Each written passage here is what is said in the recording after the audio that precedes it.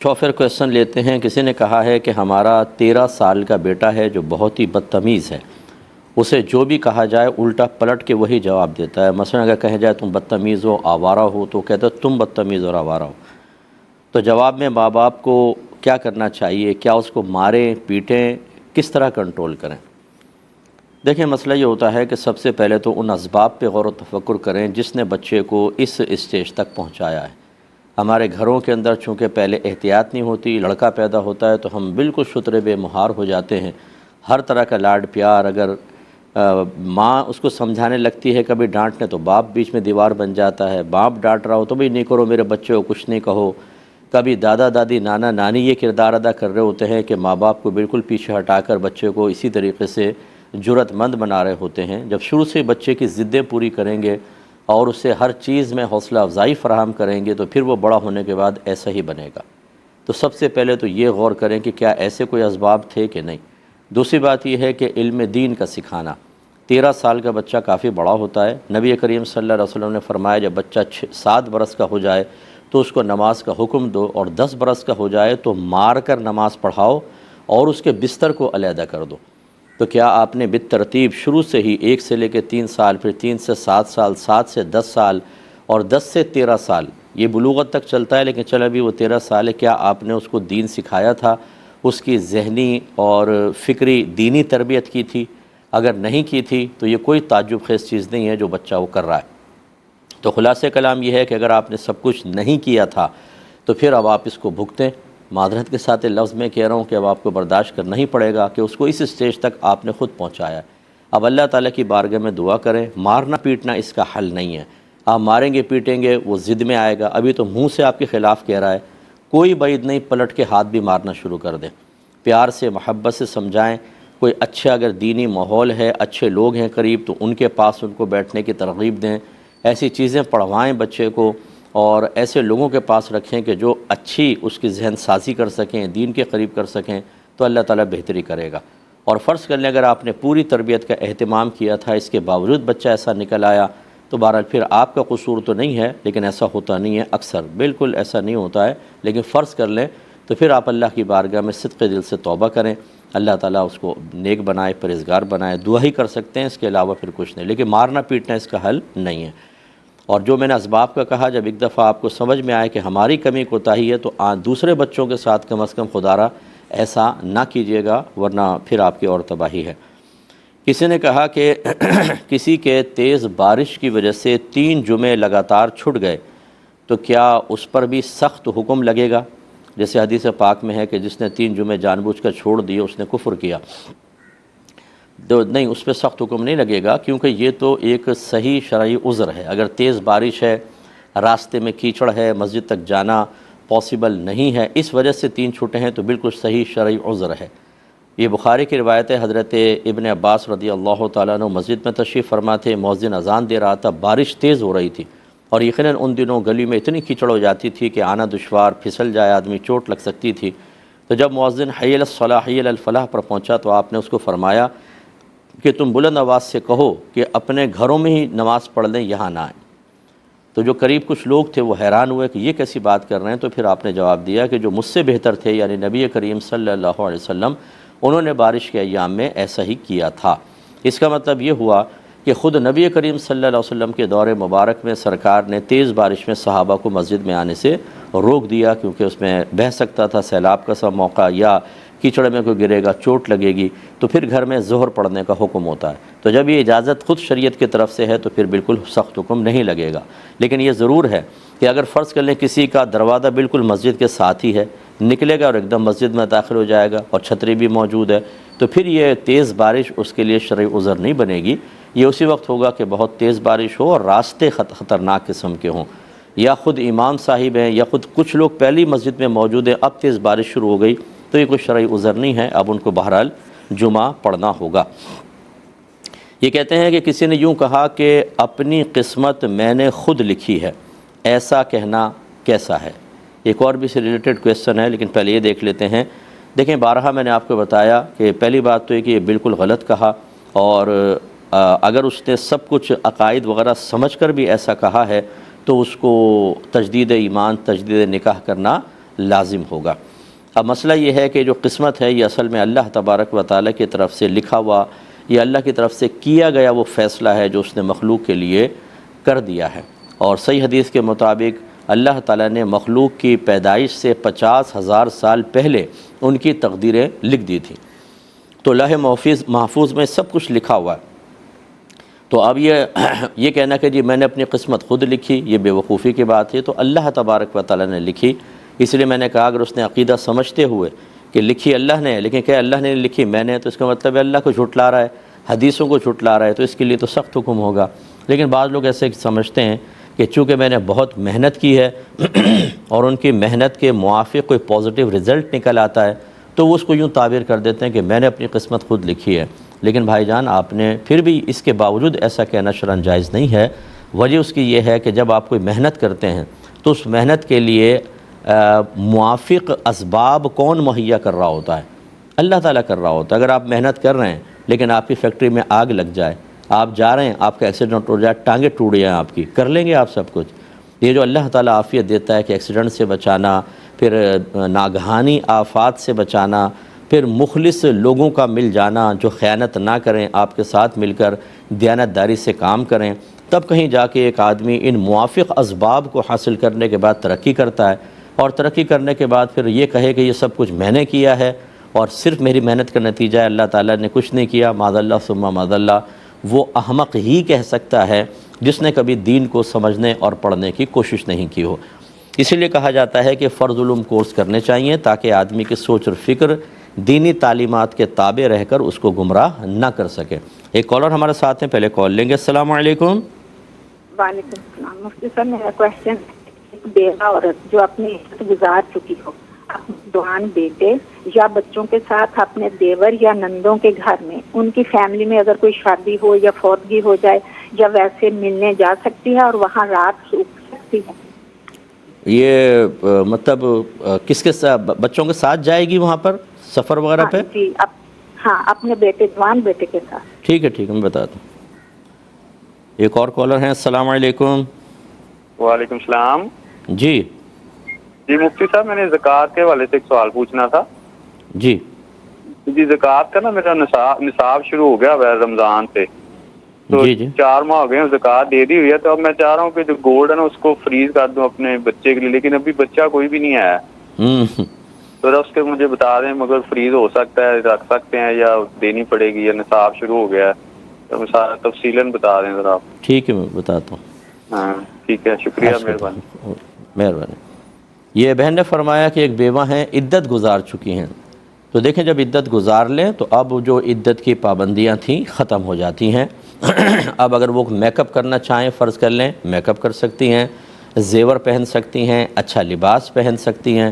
اگرچہ ہمارے معاشرے میں بیوہ کو جینے نہیں دیتے، اگر وہ ذرا سی بھی لپسٹک لگا لے اور وہ اچھا کپڑا پہن لے تو یہ عورتیں ہی کوہنیاں مار رہی ہوتی ہیں، دیکھ اس کو کیسے پر لگ گئے، جیسے شوہر مرا بھی عدت گزاری ہے پر لگ گیا۔ ارے بھائی پر لگنے کا کیا مطلب؟ شریعت اس کو اجازت دے رہی ہے تو کر سکتی ہیں بالکل۔ تو اسی طریقے سے اپنے جوان بیٹے کے ساتھ سفر کرنا، کسی کے گھر جانا شادی بیاہ میں بالکل جائز، وہاں رات گزارنا چاہیں کیا ممانعت ہوگی؟ جبکہ بیٹا بھی ہے اور دیگر گھر والے بھی موجود ہیں، کوئی حرج نہیں ہے، بالکل جا سکتے ہیں۔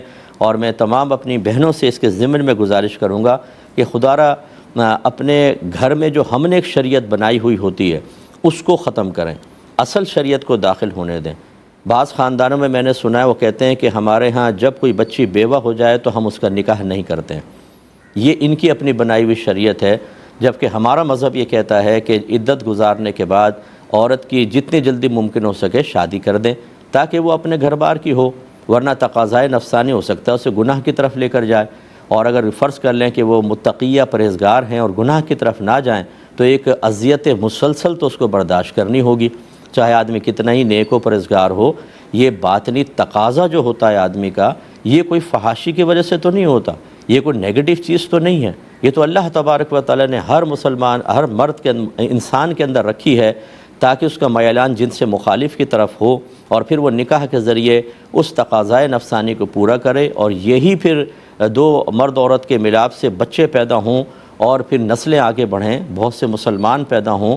اور خصوصاً نبی کریم صلی اللہ علیہ وسلم نے جیسے فرمایا کہ میں بروز قیامت اپنی امت کی کثرت پر فخر کروں گا، تو اس لیے پھر وہ توالد و تناسل ہو۔ اگر یہ تقاضائے نفسانی نہ ہوتا تو نہ مرد عورت کی طرف مائل ہوتا، نہ عورت مرد کی طرف مائل ہوتی، اور ایک وقت آتا کہ نسلیں ختم ہو جاتی، مرتے جاتے لوگ، نئے بچے پیدا نہیں ہوتے، اکثر ایسی ہوتا اور سب ختم ہو جاتے۔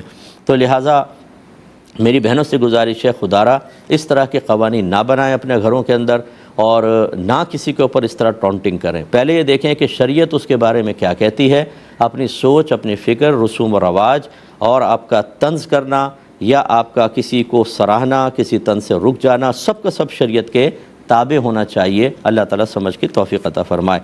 ایک اور کالر ہے ہمارے ساتھ۔ السلام علیکم۔ جی وعلیکم السلام۔ جی مفتی صاحب، میں نے آپ سے پہلے بھی کافی دفعہ فون کیا، آپ کا نہیں آج ملا ہے۔ چلیں مل گیا نا، آپ سوال کریں۔ جی میرا مسئلہ یہ ہے کہ میرا 3 مرلے کا گھر ہے، اور وہ خود سے میں نے اپنی کوشش سے بنایا، خامد کا اس میں کوئی پیسہ نہیں لگا ہوا، بچی کا نا جہیز کے پیسے تھے، بچی کی شادی کے پیسے، زیور، وہ سارا بک کے لگا۔ اب وہ اس کو دوسرے 4 اور بچے ہیں، وہ الگ ہیں، وہ ایکا بنا کے نا وہ چاروں نہیں ملتے میرے سے، ایک بیٹا اور ایک بیٹی میرے ساتھ ہے۔ تو ان کی شادی کی تھی، بچی کی بھی تو اس کو کھلا لے لیا تھا، وہ انہوں نے جھوٹ بول کے شادی کی۔ اچھا بتائیں، پوچھنا کیا چاہ رہی ہیں؟ یہ بتائیے۔ اب یہ پوچھنے کہ جو میں مکان ان کے نام اپنے بچوں کے جو میرے پاس ہیں تو ان کے نام کر دوں، تو کوئی آیا وہ پیچھے سے بعد میں اس کو ان کو تنگ تو نہیں کریں گے کہ میری مرضی سے میں دے رہی ہوں ان کو؟ تو وہ 4 جو ہیں بعد میں تو نہیں مقدمہ کر دیں، کچھ کر دیں؟ یہ شرعی کام سے میں آپ سے پوچھنا چاہ رہی ہوں۔ اور شادی جو، ہاں جی، اور بچی کی شادی وہ نہیں کروا رہی، اس کو کھلا لے لیا اس نے، وہ کہتی میں نے اب نہیں کرنی۔ تو مجھے اس کا بھی مشورہ دے دیں کہ میں اس کو کیا کہوں، اب کیا کرنا چاہیے؟ جی میں بتاتا ہوں۔ ایک اور کالر ہیں۔ السلام علیکم۔ السلام علیکم مفتی صاحب۔ وعلیکم السلام۔ خیریت سے ہیں؟ جی الحمدللہ۔ یہ سوال میں نے پوچھنا تھا کہ ہمارے یہاں سے عمرہ کے لیے گئے تو کم علمی کی وجہ سے نا انہوں نے یہاں سے احرام نہیں باندھ سکے، تو اب وہ میقات کراس کر گئے، تو اب وہ احرام کہاں سے باندھیں گے؟ نیز اگر وہ باندھیں گے تو پھر ان پر دم ہوگا، دم ساکت ہوگا کہ نہیں؟ جی ٹھیک ہے، بتاتا ہوں انشاءاللہ۔ یہ بھائی نے فرمایا تھا کہ میں نے اپنے سونے کی زکوٰۃ ادا کر دی ہے، لیکن اب میں چاہتا ہوں کہ سونے کو فریز کر دوں۔ فریز کا مطلب یہ ہے کہ اب اس پر زکوٰۃ نہ بنے کسی طریقے سے۔ تو انہوں نے سوچا شاید چلو میں اپنے ابھی بچہ پیدا بھی نہیں ہوا، اس کے لیے اگر میں اس کو مخصوص کر دوں سونے کو تو پھر اس پہ زکوٰۃ نہیں بنے گی۔ دیکھیں ایسا نہیں ہوگا، ایسا فریزنگ کا کوئی نظام ہمارے اسلام نے نہیں بنایا، نہ کوئی ایسا حکم دیا ہے۔ ہاں اگر آپ کا بچہ پیدا ہو جاتا، وہ نابالغ جب تک رہتا، اگر آپ اس کے قبضے میں ایک سونا دے دیتے، اور اس کے قبضے میں دینے کا مطلب صرف اتنا کہنا کہ میں نے بچے کو دیا، تو بس اس کے قبضے میں چلا جاتا، اور جب تک بچہ نابالغ رہتا پھر اس سونے کے اوپر زکوٰۃ نہیں بنتی۔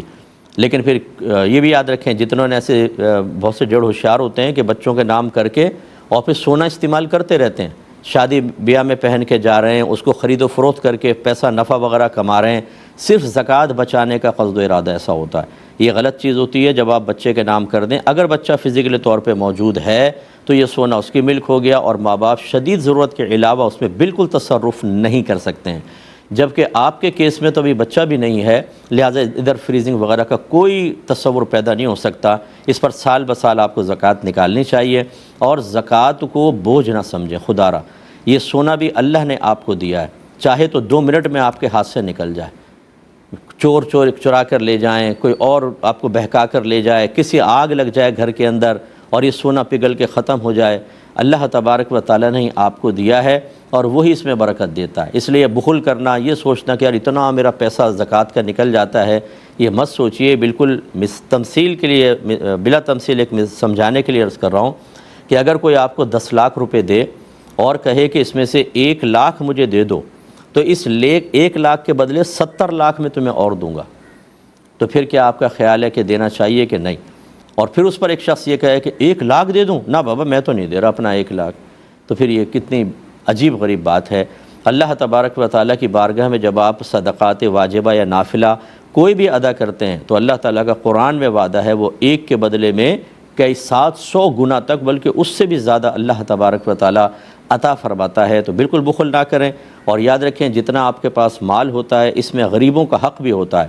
جب آپ وہ حق ادا نہیں کریں گے تو بروز قیامت آپ کو اس کا بھی جواب دینا ہوگا، اس لیے ہمت رکھیں۔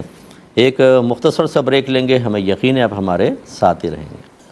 بسم اللہ الرحمن الرحیم. یہ بہن کا کویسچن لیتے ہیں. انہوں نے کہا کہ میں نے 3 مرلے کا گھر اپنی محنت سے بنایا ہے, ہسبینڈ کا اس میں کوئی پیسہ وغیرہ نہیں تھا.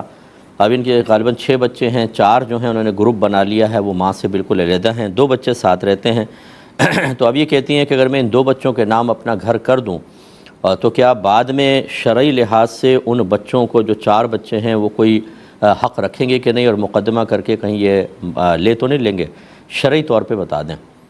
دیکھیں مسئلہ یہ ہے کہ پہلی بات تو میں اپنی بھولی بھالی بہن سے گزارش کرتا ہوں کہ اگر تو شریعت کا ان 4 بچوں کو اتنا ہی پاس لحاظ ہو کہ آپ شرعی طور پہ معلوم کر کے قدم اٹھا لیں, وہ اس کے اندر کوئی تصرف بیجا نہیں کریں گے.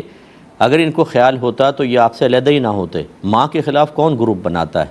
ماں کے خلاف گروپ بنانے کا مطلب جہنم میں جانے کے لیے چاروں متفق ہو گئے کہ ہم جہنم میں جائیں گے. اپنی ماں کو ناراض کرنا, چاہے ماں غلطی پر ہی کیوں نہ ہو. وَإِن ظَلَمَاهُ وَإِن ظَلَمَاهُ وَإِن ظَلَمَاهُ سرکار نے 3 دفعہ فرمایا, اگرچہ ماں باپ اس پر ظلم کریں, اگرچہ ماں باپ اس پر ظلم کریں, اگرچہ ماں باپ اس پر ظلم کریں. یعنی اولاد کو ماں باپ سے حسن سلوک ہی رکھنا ہوگا. تو لہذا یہ 4 جب ابھی شریعت کا لحاظ نہیں کر رہے, بعد میں کیا خاک کریں گے؟ بہرحال دنیاوی قانون کے اعتبار سے آپ کو کارروائی کرنی چاہیے, اور اس میں طریقہ یہ ہوگا کہ اگر آپ سمجھتی ہیں کہ وہ 4 نافرمان ہیں اور آپ کے اس مکان کو اگر وراثت ان تک پہنچتی ہے تو غلط کاموں میں استعمال کریں گے, تو پھر آپ ان بچوں کے نام وہ مکان کر سکتی ہیں, کاغذات وغیرہ بنا دیں, توفتاً ان کے نام کر دیں. لیکن یاد رکھیں یہ اسی وقت ان کی ملکیت میں داخل ہوگا جب آپ ان کو نام کرنے کے ساتھ ساتھ مکمل طور پہ تصرف کا اختیار بھی دے دیں گی. تصرف کا اختیار کا مطلب کیا ہے کہ پھر چاہے یہ دونوں بچے مکان کو بیچیں, کرائے پہ چڑھائیں, کسی کو تحفہ دے دیں, آپ اس میں بالکل مداخلت نہیں کر سکتی ہیں. تو ان کے نام کرنے کے بعد پھر آپ کہیں کہ اگر مجھے ساتھ رکھ سکتے ہو تو رکھ لو, ورنہ میں کہیں اور رہوں گی. وہ کہیں چلے ساتھ رہ لیں, تو پھر آپ ساتھ رہ سکتی ہیں. لیکن اگر آپ یہ کنڈیشن لگائیں کہ میں تمہارے نام تو کر دیتی ہوں لیکن ساتھ ہی رہوں گی, تم بیچ نہیں سکتے, تم کسی کو تحفہ نہیں دے سکتے, میرے مرنے کے بعد کرو, تو یہ کاغذی کارروائی میں تو ان کے نام ہو جائے گا, لیکن شرعی لحاظ سے ان کے نام نہیں ہوگا, بلکہ مال وراثت ہوگا. اور آپ کا انتقال ہوگا تو وہ 4 بچے بھی اس میں شامل ہوں گے.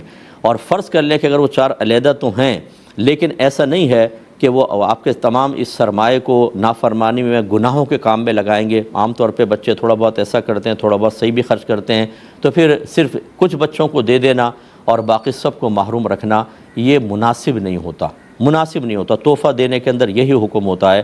تو بہتر ہے کہ آپ تھوڑا بہت ان کے لیے بھی رکھیں, اور باقی ان 2 بچیوں کے لیے جو بھی 2 آپ کے ساتھ ہیں ان کے لیے زیادہ اہتمام کر لیں.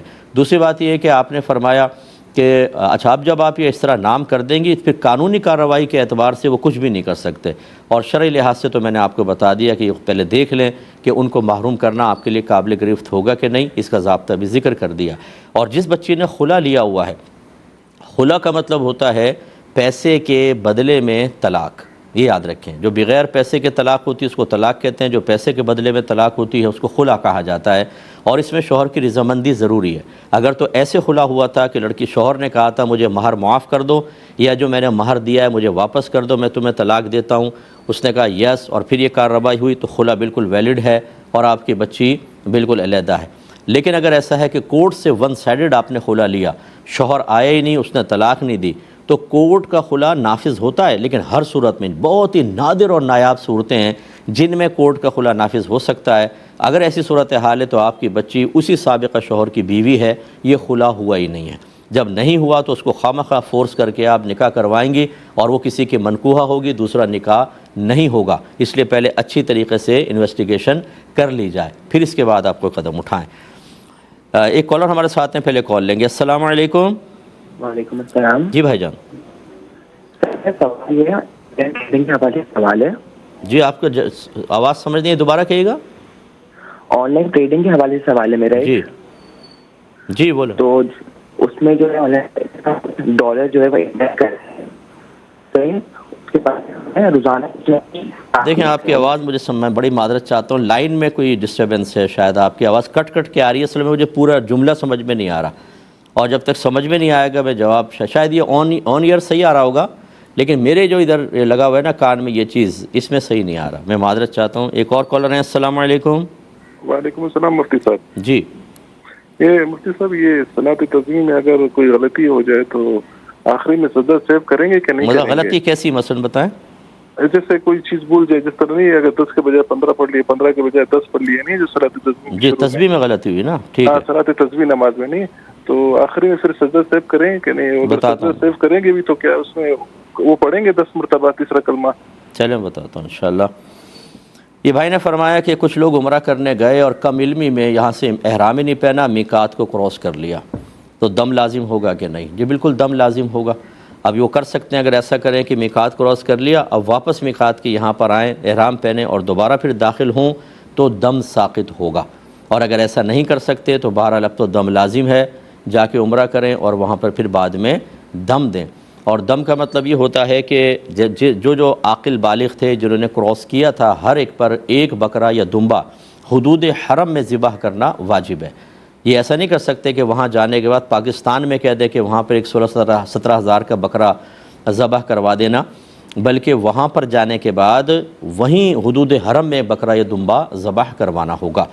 اور پھر آپ کے بڑے بھولے پن سے کہنا کہ کم علمی کی وجہ سے کراس کر گئے، یہ ہم بارہا، میرے 34 سال ہو گئے مجھے تبلیغ دین کرتے ہوئے، اور یہ ہمارا 24واں سال ہے، کمنگ مارچ میں احکام شریعت کو 24 سال کمپلیٹ ہو جائیں گے، کہہ کے تھک گئے۔ یہ آپ جتنے میں مجھے دیکھتے ہیں، خدا را لوگوں میں شعور بیدار کریں، انہیں پیار محبت سے پروگرام دیکھنے کے لیے کہیں۔ میں نے بارہا کہا کہ جب آپ کسی عبادت کو اختیار کرنے لگتے ہیں، سب سے پہلے اس کے بارے میں ضروری علم سیکھنا لازم ہے، ورنہ آپ کوئی نہ میں امپورٹنٹ ہوں نہ آپ ایسے امپورٹنٹ ہے کہ عمرہ کرنے چلے گئے تو اللہ پہ کوئی بہت بڑا احسان کر لیا، یا ہم یہ سمجھیں کہ اگر ہمارا بلاوا آ گیا تو شاید ہم بہت ہی باکمال آدمی تھے تبھی تو ہمارا بلاوا آیا، سب کا کچھ نہیں، یہ تو اللہ کا کرم ہوتا ہے کہ وہ کسی کو بھی بلا لیتا ہے، اور وہاں پر جانا کوئی اللہ رسول پر احسان نہیں ہے، اپنے اوپر احسان ہے یہ۔ تو اب اگر ہم عبادت کوئی ناقص کریں گے، علم دین نہیں سیکھا ہوگا، تو ایسا نہیں ہے کہ وہاں جانے کے بعد ہم اتنے محبوب، اتنے لاڈلے، اتنے پیارے تھے کہ اللہ تعالیٰ ہر غلطی کو نظر انداز کر دے گا، ایسا نہیں ہے۔ لہٰذا گناہ گار بھی ہوں گے، یہ گزرے سارے کے سارے جو بغیر احرام کے گزرے، یہ سب کے سب گناہ گار ہوئے، گناہ علیحدہ۔ اللہ ایک اتنا مبارک کام کرنے جا رہے ہیں آپ، اور گناہوں کا پلندہ اپنے سر کے اوپر لے کے جا رہے ہیں، اور اس کی وجہ کیا ہے؟ علم نہ سیکھنا۔ تو کم علمی کوئی عذر نہیں ہے، یہ شدید گناہ گار ہیں، بلکہ یہ لائق سزا ہیں، دنیا میں بھی ان کو مطلب بہت سارے امور کے اندر سزا کا مستحق بنایا گیا ہے۔ یہ تو میں نہیں کہہ رہا ہوں کہ یہ اگر آپ میقات کراس کر گئے تو آپ کو سزا ملے گی، لیکن جو کم علم آدمی ہوتا ہے اگر کم علمی میں خطا کرے تو اس کی خطا کو بعض اوقات قاضی اور حاکم اسلام قبول نہیں کرے گا، بلکہ سزا جاری کرے گا۔ اس لیے علم سیکھنا بہت ہی ضروری ہے، انہیں سمجھا دیں۔ یہ آن لائن ٹریڈنگ کا کویسچن، یہ کیونکہ تھوڑا سا گڑبڑ ہو رہی تھی، مجھے آواز صاف نہیں آ رہی تھی، لیکن شاید انہوں نے ڈالر کے بارے میں پوچھنا چاہا تھا۔ یہ آن لائن دیکھیں، جو آپ گولڈ یا ڈالر خرید لیتے ہیں، یہ ٹریڈنگ شرن جائز نہیں ہوتی۔ وجہ اس کی یہ ہوتی ہے کہ نمبر ایک تو یہ جو آپ یہ کرنسی کا کاروبار کرتے ہیں، اس میں دونوں طرف اگر کرنسی ہے تو کم از کم ایک جو فریق ہے وہ ایک کرنسی کے حصے پہ قبضہ کر لے، دوسرا ادھار ہو سکتا ہے، لیکن سونا چاندی میں یہ بھی نہیں ہو سکتا۔ یہ میں اصطلاحی کرنسی کی بات کر رہا ہوں، جیسے آپ روپے سے ڈالر خرید رہے ہیں، کسی کو روپے دے دیے، اس نے ایک ہفتے بعد ڈالر دے دیے، یہ چلے گا، اس میں ایک جانب سے ادھار ہو سکتا ہے۔ اور دوسری بات یہ ہے کہ جب آپ نے فرض کر لیں اس طرح ڈالر خرید لیے، تو پھر آپ جب تک قبضہ نہ کر لیں اسے آگے سیل نہیں کر سکتے۔ یہ بہت سی ویب سائٹس ایسی ہیں کہ وہ خالی آپ کو ڈالر کا کہتی ہیں کہ ہمارے پاس ڈالر ہیں، آپ پرچیز کریں، جیسی ڈالر کی قیمت بڑھے گی ہم آپ کو اس کا نفع دے دیں گے۔ تو اب لوگ کیا کرتے ہیں، جیسے یہاں سے میں نے 1000 ڈالر خرید لیے، ان کے اکاؤنٹ میں پیسہ بھیج دیا، اب ڈالر مجھے نہیں پتہ کہ فزیکلی طور پہ موجود بھی ہیں کہ نہیں، جیسے ڈالر ریٹ بڑھا انہوں نے میرا پروفٹ ریشو نکالا اور میرے اکاؤنٹ کے اندر بھیج دیا۔ یہ ہوتا رہتا ہے، اور جب بہت سارے لوگ اعتماد کر کے پیسہ جمع کرتے ہیں تو رفو چکر ہو جاتے ہیں سب کا پیسہ لے کر۔ تو جب تک آپ قبضہ نہ کر لیں آپ نہیں اس کو آگے سیل کر سکتے۔ اور اس طرح کی جو رسکی معاملات ہوتے ہیں، بہت سی ایسی ویب سائٹس ہیں جو کہتے ہیں آپ شیئرز کے اندر انویسٹمنٹ کریں، اور پھر وہ سب دکھاتے بھی رہیں گے کہ دیکھیں شیئر بڑھ رہے ہیں، کم ہو رہے ہیں، آپ پہ اعتماد کر کے تھوڑا بہت پروفٹ بھی آپ کو دیں گے، اور پھر بہت سارا چیز جمع کر کے مال جمع کر کے وہ غائب ہو جاتے ہیں۔ وہ آپ ایپ یوز کریں گے کچھ کام ہی نہیں کرے گا، یہ بھی نہیں پتہ ہوتا کہ آپ کو اس کا ایڈمن کون ہے، اس کا یہ جو اگر کمپنی ہے تو اس کا آنر کون ہے، کچھ پتہ نہیں ہوتا۔ 1000 دفعہ لٹنے کے باوجود تھوڑے سے نفع کے لیے ہم ایسے رسکی معاملات کے اندر اپنا پیسہ انویسٹ کرتے ہیں، اور یہ شرعاً جائز نہیں ہوتا، اس لیے اجتناب بہتر ہے۔ بھائی نے فرمایا اگر صلاۃ و تسبیح کی نماز میں غلطی ہو جائے تو کیا آخر میں سجدہ سہو ہوگا؟ تو اسی لیے میں نے ان سے کویشچن پوچھا تھا کہ کیا غلطی ہوئی. انہوں نے کہا مثلا تسبیح کم یا زیادہ کر دی تو سجدہ سہو ہوگا کہ نہیں. تو دیکھیں یہی مسئلہ ہوتا ہے، ہم جب آپ سے کوئی کویشچن کرتے ہیں تو اسی وجہ سے کہ صحیح جواب اسی پر موقوف ہوتا ہے. یاد رکھیں کہ کوئی بھی آپ نماز پڑھ رہے ہوں، فرض، واجب، سنت، نفل، اگر اس میں آپ نماز کا کوئی واجب ترک کریں گے تو پھر اس پہ سجدہ سہو ہوتا ہے. اور اگر آپ واجب ترک نہیں کرتے بلکہ سنت ترک کر دیتے ہیں یا مستحب ترک ہو جاتا ہے، اس پر سجدہ سہو نہیں ہوتا. جیسے ثنا پڑھنا سنت ہے، یا اس کی تسبیحات جو ہیں سنت ہیں، ایک آدھ تسبیح کم ہو گئی، تھوڑا زیادہ ہو گئی، اس پہ کوئی سجدہ سہو نہیں ہے. نماز خلاف سنت ہوگی لیکن سجدہ سہو نہیں، کیونکہ ترک واجب نہیں ہوا ہے. لیکن جیسے الحمد پڑھنا واجب ہے، اس کے ساتھ سورت ملانا واجب ہے، آپ الحمد پڑھنا بھول گئے، آگے بڑھ گئے، سورت نہیں پڑھی، تو آخر میں اس کمی کے تدارک کے لیے یا کمی کو ختم کرنے کے لیے سجدہ سہو کیا جائے گا. اس لیے اس پر کوئی سجدہ سہو نہیں ہے. اصول میں آپ کو بتا چکا ہوں، یہ آپ کو معلومات ہونی چاہیے کہ نماز میں کیا کیا فرائض ہیں، کیا واجبات ہیں، کیا سنن ہیں اور کیا مستحبات ہیں. فرائض کے ترک پر نماز ہی نہیں ہوتی، وہ تو دوبارہ پڑھنی ہی پڑے گی. جیسے آپ نے تکبیر تحریمہ نہیں کہی، نیت ہی نہیں کی اور نماز سٹارٹ کر دی، نہیں ہوگی، نماز ہی نہیں ہوگی. اور واجب کے ترک پہ نماز ہو جاتی ہے لیکن مکروہ تحریمی ہوتی ہے. لہذا اگر آپ نے سجدہ سہو کر لیا تو تدارک اور سجدہ سہو بھی بھول گئے تو نماز دوبارہ پڑھنی ہوگی، ویسے نماز ہو جاتی ہے. اور سنت اور مستحب کے ترک پر کوئی مسئلہ نہیں ہوتا، اس میں کوئی نماز وغیرہ نہ لوٹانی ہوتی ہے اور نہ اس پہ سجدہ سہو ہوتا ہے. ایک بھائی نے کویشچن کیا تھا کہ بعض لوگ اسکوٹر یا کار میں ہوں، اگر ہم ان کو سلام کرتے ہیں تو وہ صرف اپنا سر جھکا دیتے ہیں، یوں دور سے، بس منہ سے کچھ نہیں کہتے، کیا حکم شرع ہوگا؟ دیکھیں، خالی سر جھکانا سلام کا جواب نہیں ہے. اگر کسی نے سلام کیا اور کانوں تک آپ کو اس کی آواز آ گئی تو جواب دینا واجب ہو جاتا ہے، کیونکہ اللہ نے قرآن میں فرمایا کہ جب کوئی تمہیں سلام کرے تو تم اسی لفظ سے یا اس سے بہتر سے اس کو جواب دو یا اس کو لوٹا دو اس کا سلام. تو یہ چونکہ قرآن میں حکم آ گیا، اس لیے علماء نے فرمایا کہ سلام کرنا سنت ہے اور اس کا جواب دینا واجب ہوتا ہے. تو اگر آپ نے سلام کیا، اسکوٹر والا قریب ہلکا سے جا رہا ہے اور اس کو سلام کی آواز آ گئی تو اس کو بھی بلند آواز سے وعلیکم السلام کہنا چاہیے کہ آپ تک آواز پہنچ جائے. اور اسی طرح کار میں بعض اوقات شیشے کے اندر یا شیشہ کھلا ہو تو آرام سے آواز پہنچ جاتی ہے.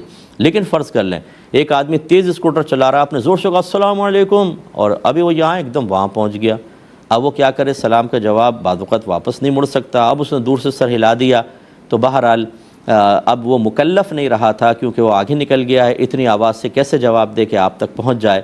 اور ایسے تیز رفتار جانے والے کو یا جس کو سلام کا جواب ہی نہیں دے سکے گا، سلام کرنا مطلب میں اس کو منع تو نہیں کر رہا ہوں لیکن جواب اس پہ بہرحال واجب نہیں رہے گا. تو جب وہ جواب پر قادر ہو، آپ تک آواز پہنچا سکتا ہو تو بالکل پھر جواب دینا ضروری ہوگا، ورنہ معاف ہے. یہ کہتے ہیں کہ طواف کرتے ہوئے درمیان میں رک جانا کیسا ہے؟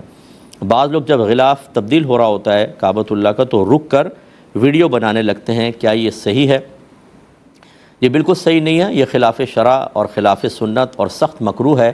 طواف ہو رہا ہو بس بالکل آپ پھر طواف کریں، کوئی ویڈیو بنانا، سیلفی بنانا، کسی کو لائیو اس کے اوپر لے کر اور اس کو دکھانا، اسی طرح اپنی ویڈیو بنوانا کسی کے ذریعے، سب خلاف سنت اور بالکل مکروہ ہے. کیونکہ ان چیزوں کے اندر اللہ تبارک و تعالی کی طرف سے توجہ ہٹ گئی اور آپ کسی اور چیز میں مشغول ہو گئے. طواف ایک عبادت ہے اور عبادت میں مکمل توجہ اللہ تبارک و تعالی کی طرف ہونی چاہیے. نبی کریم صلی اللہ علیہ وسلم نے دوران نماز ایک شخص کو دیکھا، وہ نماز ادا کر رہا تھا اور دیکھا کہ وہ داڑھی کے اوپر اس طرح ہاتھ پھیر رہا ہے.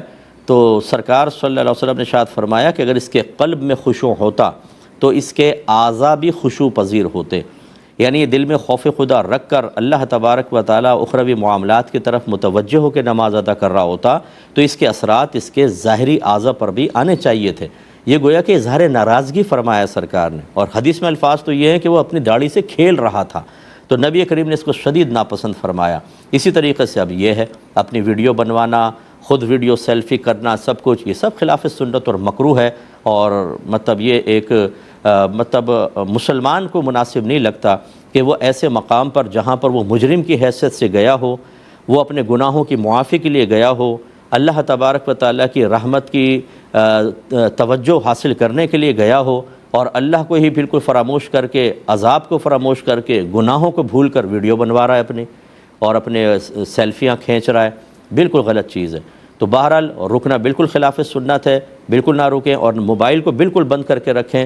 دوران طواف بالکل موبائل کا استعمال شرعاً جائز نہیں ہے۔ مختصر بریک لیں گے، ہمیں یقین ہے آپ ہمارے ساتھ ہی رہیں گے۔ بسم اللہ الرحمن الرحیم۔ کسی بھائی نے کویسچن کیا تھا کہ سجدے میں جاتے ہوئے نیچے پہنچنے سے پہلے ہی اگر کوئی اللہ اکبر کہہ لے، تکبیر ختم کر لے، تو کیا نماز ہو گئی یا نہیں؟ جی بالکل ہو جائے گی، اگرچہ مستحب یہی ہوتا ہے کہ جب آپ جائیں تو اللہ اکبر کو طویل کر کے جب آپ بالکل قریب پہنچ جائیں تب اکبر کہیں، یہی امام کو بھی چاہیے۔ لیکن اگر پہلے ہی وہ ختم کر دیتے ہیں تو خلاف سنت تو کہا جائے گا، لیکن نماز کی تکمیل پہ کوئی فرق نہیں ہے، نماز ہو جائے گی۔ یہ کہتے ہیں کہ اگر ہم کسی غیر مسلم سے کوئی مٹکا یا گھڑا لیں اور اس نے اس مٹکے گھڑے پہ کوئی شرکیہ الفاظ لکھے ہوئے ہوں اور ہم اسے خرید کر لے آئیں، پہلی بات تو خریدنا کیسا، پھر لے آئیں تو کیا گھر میں استعمال کر سکتے ہیں کہ نہیں؟ دیکھیں، صرف شرکیہ الفاظ لکھنے سے اس گھڑے کی خرید و فروخت تو ناجائز نہیں ہو جائے گی۔ آپ لے سکتے ہیں، اسے گھر لے آئیں اور اس کے اوپر کوئی ایسی چیز لگا دیں کہ وہ شرکیہ لفظ چھپ جائے، تو پھر بالکل اس کا استعمال جائز ہے۔ ویسے بھی جائز تو ہے، لیکن آپ کی کو دیکھ کر کوئی بدگمانی کرے گا، اور اگر آپ فرض کر لیں کوئی راضی رہا اس سے تو پھر اس پہ سخت حکم بھی ہو سکتا ہے۔ تو ایسی کوئی چیز اس پہ لگا دیں کہ وہ مٹ جائیں یا چھپ جائے، تو بالکل پھر اس کو استعمال آپ کر سکتے ہیں۔ ایک بھائی نے پوچھا تھا کہ موٹاپے کی وجہ سے گھٹنوں میں شدید درد رہتا ہے، کھڑے ہو کر نماز پڑھنا دشوار ہے، تو کیا کرسی پر بیٹھ کر نماز پڑھ سکتے ہیں؟ دیکھیں، اس میں اصول آپ کو بتایا تھا کہ اگر کوئی سجدہ کر سکتا ہو، سجدہ آرام سے زمین پہ مطلب کر سکتا ہے، تو اس سے قیام ساقط نہیں ہوتا، اسے قیام بھی کرنا ہوگا۔ اور اگر سجدہ ہی نہیں کر سکتا، جیسے کھڑے سجدے میں جائیں، شدید گھٹنوں میں پین اور تکلیف اور پھر اٹھنا انتہائی عذاب، سجدہ نہیں کر سکتا تو قیام بھی ساقط۔ تو خلاصہ کلام یہ ہے کہ فرض کر لیں اگر کوئی شخص ایسا ہے کہ کھڑے ہو کر نماز پڑھے، گھٹنوں میں شدید پین ہے لیکن بہرحال سجدہ کر سکتا ہے، اس کے لیے حکم شرعی یہ ہے جتنی دیر آپ کھڑے رہ کر نماز پڑھ سکتے ہیں کھڑے رہیں، پھر باقی بیٹھ جائیں اور سجدہ وغیرہ بھی آپ باقاعدہ کریں۔ حتیٰ کہ یہ فرمایا کہ اگر اللہ اکبر یعنی تکبیر تحریمہ کھڑے ہو کر کہہ سکتا ہے تو کہے، باقی بیٹھ کر اور نماز پڑھے اور پھر سجدہ کرے۔ لیکن اگر سجدہ ہی کرنا دشوار ہے تو پھر کھڑا ہونا بالکل ساقط ہوگا، پھر شروع سے ہی آپ زمین پر یا کرسی پر آسانی ہے تو کرسی پہ بیٹھ کر اشاروں سے نماز ادا کریں گے۔ ایک بھائی نے پوچھا ہے کہ کیا جان جانا زیادہ خطرناک ہے یا ایمان جانا؟ یقینی سی بات ہے کہ ایمان جانا زیادہ خطرناک ہے، لیکن جب ان میں تقابل ہو جاتا ہے اس طریقے سے کہ شریعت یہ کہے کہ جان چلی جائے تو کوئی بات نہیں، ایمان نہیں جانا چاہیے، تو پھر ایمان کی پرواہ کرنی چاہیے۔ اور اگر شریعت رخ کی رخصت پہ عمل کرنا چاہیں تو کہ ظاہراً آپ اپنی جان بچا رہے ہیں، ایمان بھی بچ رہا ہے، لیکن آپ نے ظاہراً کلمہ کفر کہہ لیا تو گنجائش ہوتی ہے۔ مثال کے طور پر اس کو یوں سمجھ لیں، ایک غیر مسلم گن پوائنٹ پر کہتا ہے کہ کلمہ کفر یا شرک کہو ورنہ میں تمہیں جان سے مار دوں گا، اور یقین ہے کہ یہ نہیں کروں گا تو ایسا کر گزرے گا، تو دل میں بس ایمان پر مطمئن ہوں، زبان سے کلمہ کفر کہہ سکتے ہیں، اس میں جان بھی بچ گئی۔ اب دیکھنے والے تو سمجھیں گے کہ اس نے کلمہ کفر کہا، یہ کافر ہو گیا، لیکن دل چونکہ ایمان پر مطمئن ہے، قرآن کا یہی فیصلہ ہے، یہی نبی کریم صلی اللہ علیہ وسلم کی تلقینات ہیں، تو لہٰذا اس کا جان بھی بچ گئی، ایمان بھی محفوظ رہا۔ لیکن اسی صورت میں اگر کوئی کہتا ہے کہ میں کلمہ کفر نہیں کہوں گا چاہے مجھے جان سے مار دو، اور وہ مار دیتے ہیں، تو ایمان تو محفوظ رہا لیکن جان چلی گئی، اور یہ شخص کو یہ نہیں ہے کہ خودکشی کرنے والا کہلائے گا، بلکہ یہ شہید کہلائے گا۔ اس قسم کے جو ایمانیات کے مسئلے ہوتے ہیں اس میں عزیمت تو یہ ہے، اصل حکم یہ ہے کہ کلمہ کفر نہ کہو چاہے وہ مار دے، لیکن رخصت کا پہلو یہ ہے کہ زبان سے کلمہ کفر کہہ سکتے ہیں جبکہ آپ کا دل ایمان پر مطمئن ہو۔ تو بہرحال اگر ویسی اس سے قطع نظر آپ تقابل کریں تو ایمان زیادہ امپورٹنٹ ہے، جان زیادہ امپورٹنٹ نہیں ہے۔ کسی نے کہا کہ سب سے بہتر ذکر درود پاک ہے، تو دوسرے نے کہا کہ نہیں، حدیث میں ہے کہ لا الہ الا اللہ درود یہ افضل ہے، کون یہ صحیح کہہ رہا ہے؟ دیکھیں، پہلی بات تو یہ کہ یہ تقابل وغیرہ کرنا چھوڑ دیں، آپ اذکار کو اختیار کریں۔ اس طریقے سے بعض اوقات کم علمی کی وجہ سے بدتمیزی ہو سکتی ہے، بد تہذیبی، بے ادبی ہو سکتی ہے، اور خواہ بخواہ گناہ گار ہوتے ہیں۔ بہرحال تو افضل الذکر تو حدیث میں یہی آیا کہ لا الہ الا اللہ ہے، تو یہ نبی کریم نے چونکہ بیان فرمایا تو ہم یہی کہیں گے کہ اذکار میں سب سے افضل لا الہ الا اللہ ہے۔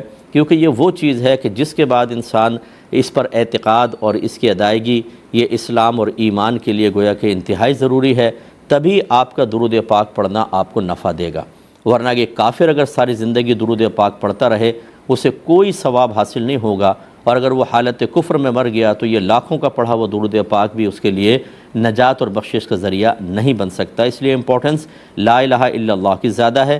ہاں اگر فضائل اور کمالات کے اعتبار سے آپ دیکھیں جو حدیثوں کے اندر آئے تو لا الہ الا اللہ کے اتنے فضائل نہیں ہیں جتنے درود پاک کے فضائل ذکر کیے گئے ہیں۔